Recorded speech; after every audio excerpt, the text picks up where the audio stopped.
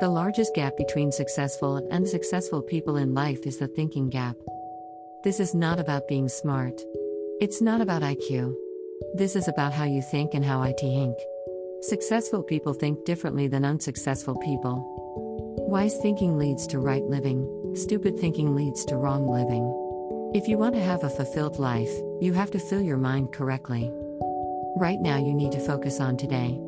And what I've realized was so many leaders don't understand is that truly today matters. And we overestimate what we could do tomorrow, we over-exaggerate what we did yesterday, but we underestimate what we can do right now. The only time you and I have is now. So, the question for all of us is, what am I doing with now? The great leaders, they're present in the moment, and because of that, they maximize the moment.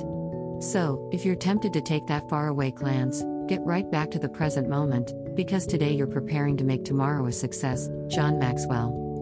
Well, we want to be motivated, and yet, so many times we fail to find the secret of motivation. Let me give it to you quickly. Just do it. Motivation is not the cause of action, it's the byproduct of action. There's a lot of difference. If I think motivation is the cause of my action, then I'm going to wait to be motivated before I do something. But if I realize it's the byproduct of my action, then I'll start doing something, and then, guess what? Motivation will come up and zap you, and all of a sudden you feel good and you're doing it and you say, wow, this is truly wonderful. So, let it be the byproduct to your life. Let it be the foundation for the actions that you take. Nothing comes to you until you commit yourself. Nothing comes to you if you're just going to try, but you're not committed. Nothing comes to you if you're just thinking about it. It's not until you take the action step, it's not until you take the direction, until it starts to flow into you. But, I'm saying don't cheat yourself out of the possibility of the potential that's on the other side of commitment. Stay with it long enough to find out if there is any fruit in it.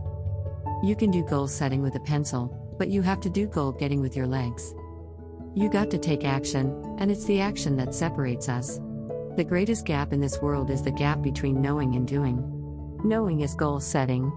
Doing, now that's goal achieving. People that are knowledgeable about habits say that it takes 30 days for a habit to become a habit. Now, habits can be good and habits can be bad. So, over a period of time you can either be developing habits that are going to help you, or you can be developing habits that are going to hurt you. People that grow develop habits that help them. The great value of a good habit is you don't have to think about it. In other words, once you begin to, over days and times and periods, begin to practice something that is good, after a while it becomes automatic to you, it becomes who you are. You've never heard someone talk about accidental achievements. You never heard someone that got to the top of the mountain and somebody asked them, how did you get there? And they say, I have no idea. They know how they got there.